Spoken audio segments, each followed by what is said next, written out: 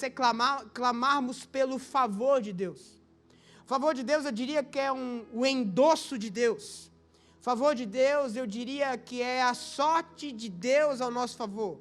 O favor de Deus, eu diria que é aquele jogador especial que o time está mais ou menos, mas quando ele entra a coisa muda.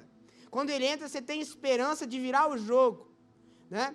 Eu lembro que quando eu estava na faculdade, eu era pastor da juventude da igreja, e eu nunca me esqueço, pastor Léo, que o pessoal da faculdade falou, vamos chamar o pastor para jogar bola, ele chama a piazada da igreja lá, vamos dar um coro neles. E aí eu falei, tá bom, me chamaram para jogar bola. Acontece que nos jovens sempre teve a gurizada que jogava na base da Chapecoense, né? E aí a gente marcou um jogo. Meu irmão, o favor de Deus estava do meu lado, entendeu? Eu brincava, eu falava, viu gente, quer trocar de lado para ver se muda, quer fazer, o que vocês querem? Não tinha o que eles fizessem, gente, era 12-0, não tinha, foi uma humilhação. E nunca mais me chamaram para jogar bola. Nunca mais ninguém da faculdade chamou o pastor, o pobre pastor. Eu bem dizer, não joguei, eu era, na verdade, aquele que dava só a brincada lá, mal tocava, apertava, tocava para quem sabia. E querido, o favor de Deus é isso na nossa vida. O favor de Deus é quando você entende que o poder dele começa a se aperfeiçoar na sua fraqueza. O favor de Deus é quando você obtém aquilo que você não merece e jamais teria como obter. O favor de Deus é quando ele muda a tua sorte. Sabe o que é muito interessante? Que a Bíblia fala que existe sorte, e eu diria também que além do favor de Deus, do endosso de Deus, eu diria que o favor de Deus também é a sorte, e a sorte ela está à disposição do Senhor. O sábio Salomão, quando esteve na terra, ele escreveu um provérbio 16:33, dizendo que a sorte se lança no colo, e do Senhor provém a disposição dela. Deus define para quem que ele vai jogar a sorte. Nossa, pastor, é sério? Sim. Sabe qual que é o grande problema, querido? É que muitas vezes, eu não sei se já aconteceu com você, você vai lá e compra uma coisa e de repente você conta para um amigo, rapaz, comprei um negócio lá, portanto. Ele fala, rapaz, mas eu tinha para vender isso, por que você não me pediu? Eu te dava. Quando já aconteceu um negócio assim? A maioria. Você vai lá e conta para alguém do lado, ele tinha. Sabe qual que é o grande problema? Deus tem sorte, mas quantos de vocês pedem para ter sorte na vida? Deus tem favor, agora quantos de vocês pedem? Pedir de Deus não é ser alguém chato, não. É ser alguém que sabe que tem um Pai generoso. Você precisa mudar a tua perspectiva diante do teu Deus. A Bíblia me conta a história de 2 filhos. Um que fazia tudo para alcançar algo do pai. O outro chegou e ganhou uma festa. Aí o que fazia tudo para alcançar algo do pai, falou o seguinte para o pai, pai, por que ele ganhou a festa e eu não ganho? Ele falou, filho, mas tudo que eu tenho é teu, por que você não me pediu? Gente, a gente não tem porque não pede. Quando pede, pede mal. Eu vou dizer que a sorte de Deus para mim e para a tua vida, a sorte se lança no colo, no regaço. E Deus propõe, Ele joga no teu colo. A Bíblia diz que quando Jó foi orar para os seus amigos, Deus mudou a sua sorte. Os banqueiros voltaram. Os bandidos, quem sabe, foram bater na porta dele e devolver o que roubaram. Foi contemplado na carta de consórcio. Coincidências começaram a acontecer na vida de Jó, porque Deus mudou a sua sorte. Eu estou aqui para dizer que se você clamar a Deus, hoje há uma porta do céu aberta para que Ele mude a tua sorte. Zacarias capítulo 10, versículo 1, diz que o profeta começou a orar dizendo, Senhor, dá-nos chuva, porque só temos a chuva serôdia. Ah, pastor, que viagem é essa? Vou te explicar. Chuva serôdia significa o final das chuvas de uma temporada, de uma estação. O que o profeta está dizendo é o seguinte, olha, acabou a chuva. Estamos nas últimas chuvas, Senhor. Segundo o clima, me diz que é a última chuva. Me diz que daqui em diante vai entrar uma estação que não vai chover mais. Mas eu estou clamando por chuva, mesmo que a sorte diga o contrário, porque o Senhor é a minha sorte. A Bíblia diz em 1 Crônicas, capítulo 4, versículo 9 e 10, diz que nasceu um homem chamado Jabes. E foi Jabes mais ilustre do que seus irmãos. E sua mãe o chamou o seu nome de Jabes, dizendo, por quanto com dores o dei à luz. Querido, na época antiga, ainda mais para judeu, quando algo acontecia no parto, você dava um nome. Se teu filho parecia com alguma coisa, era normal você dar o nome daquilo que ele parecia para ele. Por exemplo, quando Benjamim nasceu, Raquel morreu. Era esposa de Jacó. E ela, quando Benjamim nasceu, ela falou assim, vai se chamar Ben-Oni, porque esse é filho da minha aflição, filho da minha dor. Doeu demais esse parto. E ela morre logo em seguida. Aí chega o pai Jacó e fala, não vou deixar esse menino com esse nome não. Esse menino está com o nome de desgraça. Eu vou colocar Benjamim, que significa outro nome. Por isso que Jabes, a mãe dele, quando foi dar o parto, sofreu demais o parto. E disse, por isso que seu nome vai se chamar Jabes. Só que todo nome não carregava só um nome, todo nome carregava uma sorte, todo nome carregava uma bênção, todo nome carregava um propósito, todo nome carrega alguma coisa. Isso é tão verdade na Bíblia, eu tenho que me olhar o que a Bíblia diz, que Deus mudou nome de pessoas porque estabeleceu o destino profético na vida deles. Por isso ele mudava o nome. Abrão, tu não vai chamar mais Abrão, tu vai chamar Abraão. Sarai, tu não vai chamar mais Sarai, tu vai chamar Sara. Porque junto com o teu nome, eu estabeleço uma nova identidade. Porque para você assumir esse cargo, essa posição, você tem que mudar a tua essência. Por isso eu estou mudando o teu nome. O interessante disso é que a mãe de Jabes teve ele num dia de tormento. E disse, teu nome vai ser Jabes. E Jabes significa pesar. Jabes significa dor, Jabes significa desgraça. E olha que interessante, a Bíblia diz que Jabes fez uma oração a Deus. Versículo 10, vê se ali. Não, vamos versículo 9, presta atenção. Mesmo desde o nascimento, você vai ser com pesar e tudo mais, se você é uma desgraça. A Bíblia diz que Jabes foi o mais ilustre, o mais top dos seus irmãos. Chegou em lugares que nenhum dos seus irmãos chegaram. E sua mãe o chamou de Jabes. Aí você diz, e daí? Aí ela justifica. Porquanto com dores o dei à luz. Versículo 10. Por quê? Mas por que isso aconteceu? Porque Jabes invocou o Deus de Israel, dizendo, se me abençoar, se você mudar a minha sorte. O Senhor que tem poder de mudar a minha sorte. Eu não tive culpa de nascer do jeito que eu nasci. Eu não tive culpa de terem me enfiado onde me enfiaram, eu não tive culpa, eu nem pedi para nascer. São fatores que dominam a minha vida. Todo mundo me chama de desgraça. Aonde eu vou falar, desgraça, porque Jabes significa desgraça. O peso, o fardo, ou que não vai dar em nada. Senhor, se você me abençoar, eu sei que todo mundo diz isso a meu respeito, mas se você me abençoar muitíssimo, e me ampliar os meus termos, a minha mente, você amplificar, e a tua mão for comigo, e fizeres que do mal não seja aflito, e Deus lhe concedeu o que ele tinha pedido. Querido, hoje eu quero declarar que você precisa pedir para Deus mudar a tua sorte. Pode ser que já esteja bem, a chuva, de fato, é a chuva serôdia. Nossa, pastor, mas tá bom, eu sei que é os últimos pingos que eu estou entrando numa nova estação, que daqui a pouco não vai ser tão boa. Eu digo para você pedir mais chuva. Sabe o que é interessante, querido? A Bíblia diz que se nós clamarmos a Deus, nós nos humilharmos, aquele papo todo do Velho Testamento, que foi concretizado através do sofrimento de Cristo Jesus, a Bíblia diz que Deus ouviria do céu, perdoaria os nossos pecados e sararia a nossa terra. Nosso Deus é um Deus que estabelece favor. Meu irmão, é como um livro. Você pega um livro do pastor Lucas Torres, aí você fala, grande coisa, eu concordo. Aí você pede e o David Leonardo faz uma dedicatória e faz uma prefácio. Ele me endossa, ele me coloca em outro patamar. Quando nós recebemos favor de Deus, querido, não se trata de você, se trata daquele que te tornou mais do que vencedor. Sabe qual é o problema? É que você atinge isso pela fé, só que você não carrega essa convicção dentro de você. Você está contando com a sorte, e Deus está contando que você conte com Ele. Deus está pedindo, falando assim, filho, eu estou à porta batendo, deixa eu entrar e mudar a tua sorte. Deus que muda a sorte.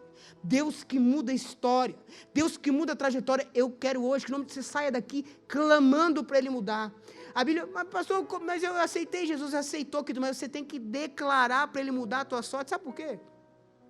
Provérbios capítulo 3, Salomão está falando para um povo crente, Salomão está falando para judeu, gente que entendia de Deus como ninguém, e ele diz o seguinte, vou dar um recado para vocês, reconheçam o Senhor em todos os caminhos de vocês, e Ele vai endireitar os caminhos, ou seja, querido, está tortuoso, está azarado, está complicado, tudo errado, reconhece o Senhor que Ele vai endireitar, reconhece o Senhor que Ele vai ajustar a tua rota. Gente, Josué capítulo 3, versículo 7, diz que Deus olhou para Josué e falou, Josué, hoje é o dia que eu vou fazer você grande diante de Israel. Deus tem poder de tirar você daquela situação e colocar em outro patamar.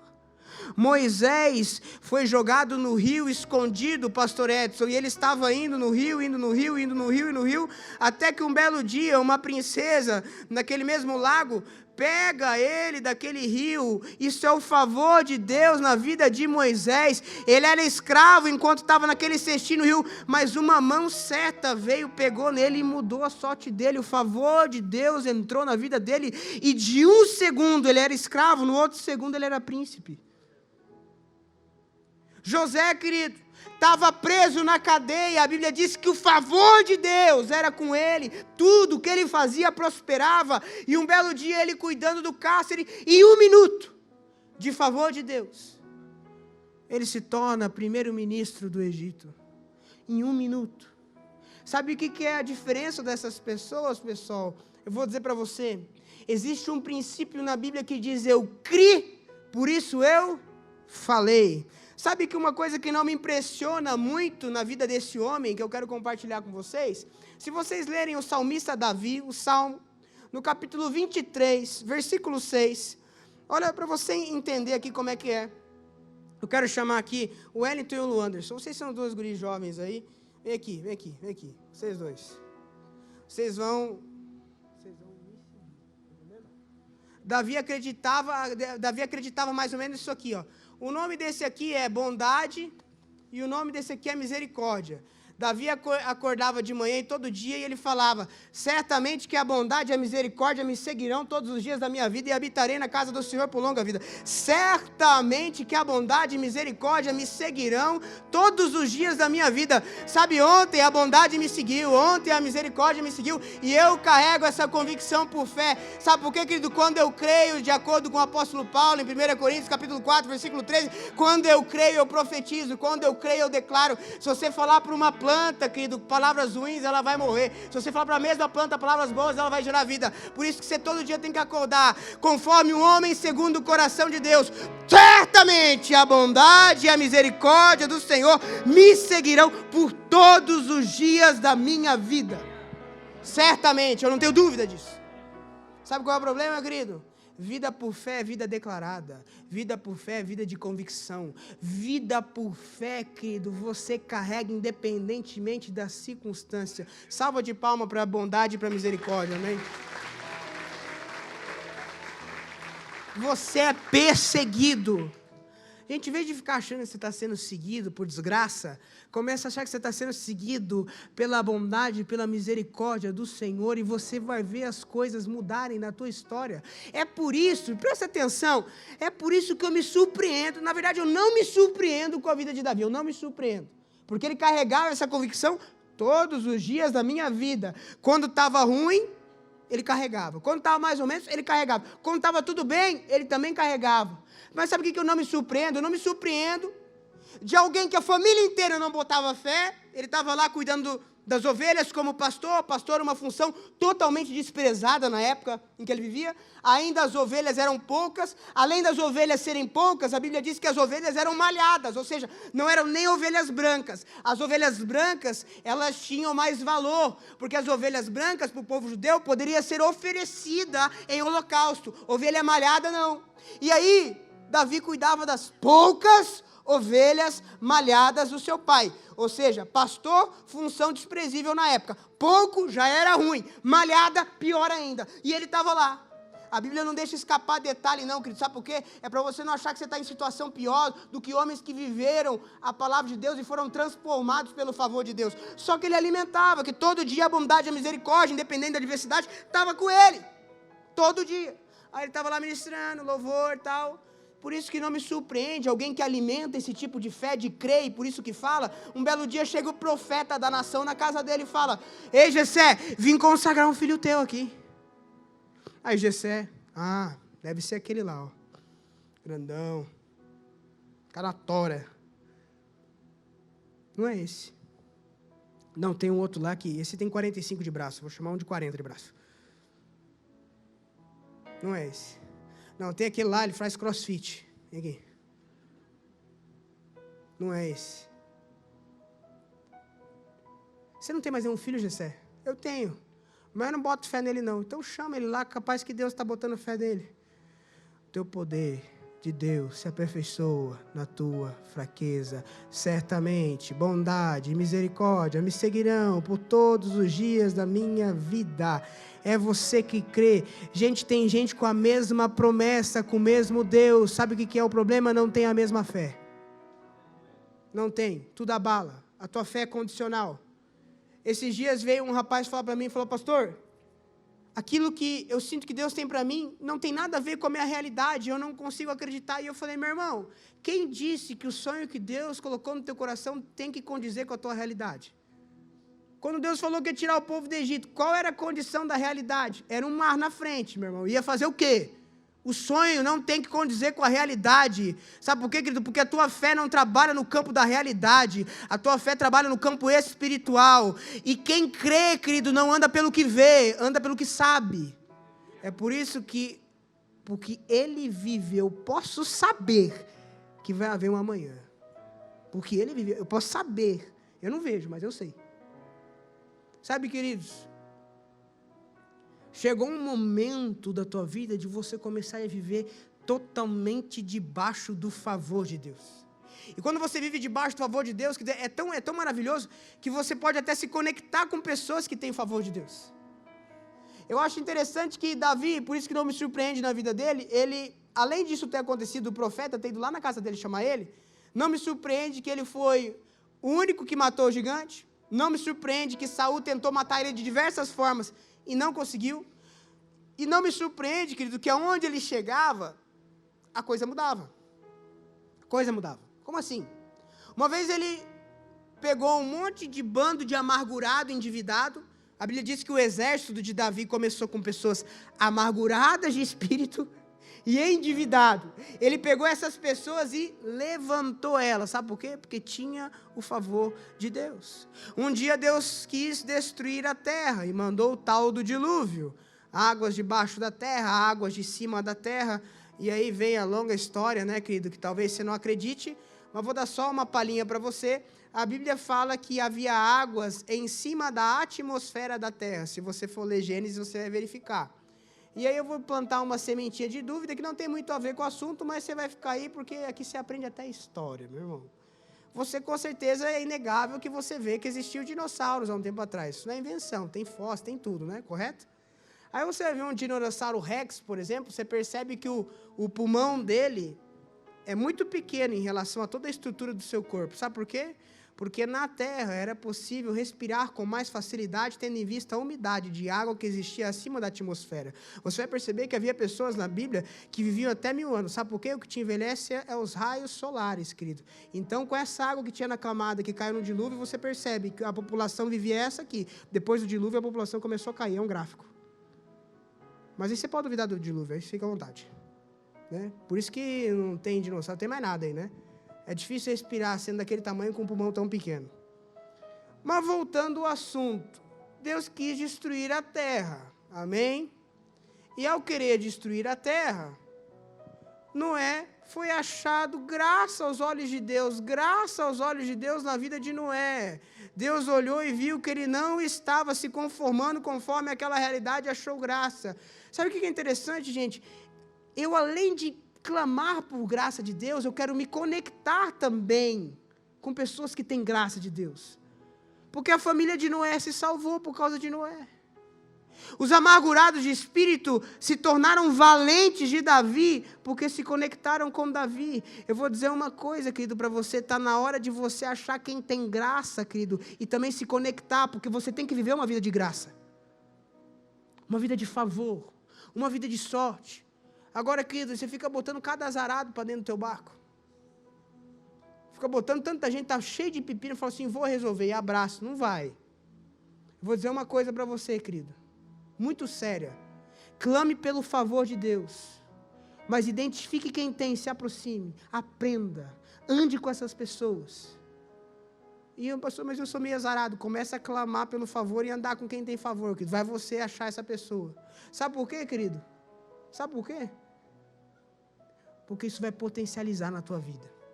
Eu acho muito interessante, querido, que quando eu estou fazendo esse projeto Gamaliel, teve uma entrevista com Gilmar Rochirola, proprietário da Nativa, enfim, quem quiser vai lá e assiste a entrevista. E ele falou uma coisa, que um homem foi usado por Deus para mudar a vida dele. Um tal que ele chama de Clóvis Pinho, está sendo honrado, eu nem sei quem é o cara. Mas o cara tinha vários postos de gasolina e ele deu uma oportunidade para o Gilmar, e o Gilmar começou a entrar em todos os postos dele com um restaurante e começou a fazer todo o nome dele. Eu vou dizer que, sabe o que é isso? É você identificar quem tem favor e andar com quem tem favor, usufruir do favor e se tornar alguém que tem favor e gerar esse fluxo na vida de outra pessoa. Querido, Deus estabelece algumas pessoas para quebrar alguns paradigmas na sua vida. Uma vez alguém chegou para mim, logo no início da minha carreira como advogado, gente, eu trabalhava o dia inteiro, tipo, um cara na penitenciária lá, meu Deus, era um caos, era o dia inteiro. Ficar tirando bandido da cadeia não, tá? Vai escutar a minha história primeiro, antes de falar. Antes de pensar, né? Calma, pastor, aí. Mentira também, pastor. Não. Tira da escravidão aí, em nome de Jesus. Mas olha só. Queridos, um dia o cara falou para mim assim, Lucas, por que você não, em vez de trabalhar a semana inteira igual um maluco, você não começa a focar num contrato que te paga a semana? Aquilo para mim... Mas eu jamais saberia que é possível se alguém que não tivesse o favor de Deus de acreditar que aquilo é possível me mostrasse que é. Jamais. Querido, eu comecei a focar naquilo, um belo dia, eu estou sentado numa mesa com um cara ali, um outro cara do outro lado, e me pediram para fazer uma conexão com um cliente meu, que era um investidor e tal, e eu sentado. Meu irmão, eu não, assim... Era tudo contadinho, irmão. Assim, a Gabi que eu diga, pizza era uma vez na semana. Ali. Ainda bem, né? Uma vez na semana já é muito, né? Para quem comia todo dia depois, que a vida mudou, era muito. E aí eu nunca me esqueço que eu estava ali sentado. Senhor, muda a minha sorte. Me dá, abre as portas, faz, o Senhor pode mudar, o Senhor mudou a história de José. Eu nunca me esqueço das minhas orações, irmão. Ainda continuo orando elas. Muda a minha sorte, altera meu destino, muda a minha situação. O Senhor fez isso com José, o Senhor abriu um mar, o Senhor é o mesmo Deus, o Senhor é Deus de milagre. Muda a minha sorte, faz o impossível, muda a minha sorte. E você vai entender o que eu estou querendo dizer. Muda a minha sorte, muda, altera. Querido, até que uma hora eu botei 2 na frente, sem pretensão nenhuma. Eu nunca me esqueço dessa primeira vez. E aí um falou para o outro, olha, é tanto o valor. E aí eu falei, tá de gozação, cara, esse valor aí, quem é que tem um dinheiro desse aí? Não é possível. Ninguém tem um recurso desse. Aí o cara do lado que eu trouxe falou assim, não, beleza, vamos começar, eu já dou metade semana que vem e tal. E eu, na cadeira, sentado assim, ó, olhando assim, falou assim, mas como isso? Como é que aconteceu? O Espírito Santo veio na hora comigo e falou assim, isso é a favor de Deus, porque sempre você creu no impossível, você sempre creu que eu era o Deus de Moisés, você sempre creu que eu era o Deus de Jacó, você sempre creu que eu faria impossível, agora eu estou manifestando o meu favor na tua vida. Querido, eu não sei qual é o teu sonho, eu não sei qual é o teu propósito, mas eu ainda tenho o mesmo Deus que pegou o cara lá do calabouço e colocou ele lá como governador. Sabe qual que é o grande problema, querido? Tem muita gente encostando e andando com Jesus, poucos que tocam ele e sai virtude. Poucos que tocam ele sai poder. Uma multidão seguia Jesus. Uma mulher que ela veio, sabe como, meu baixinho? Sabe como é que essa mulher veio? A Bíblia diz que essa mulher veio dizendo, consigo mesmo, se eu apenas o tocar, que do que você tem declarado? Ela dizia consigo mesma: se eu apenas tocar Jesus, eu sei que eu serei curada. Querido, sabe qual é o problema? A Bíblia diz que aquele que pede, crendo, diz que aquela montanha vai sair dali e vai ir para lá, querido, vai acontecer. Sabe qual é o problema? Nós não cremos, nós não declaramos, nós não profetizamos acerca da nossa própria vida. Certamente, bondade e misericórdia me seguirão por todos os dias da minha vida. Sabe uma coisa, querida? Essa mulher estava doendo, ela estava enferma, mas ela dizia: se eu tocar Jesus, a minha cura vem. Eu não sei qual é o teu problema, querido, mas quem sabe, em vez de fluxo de sangue, você pode colocar falta de recurso.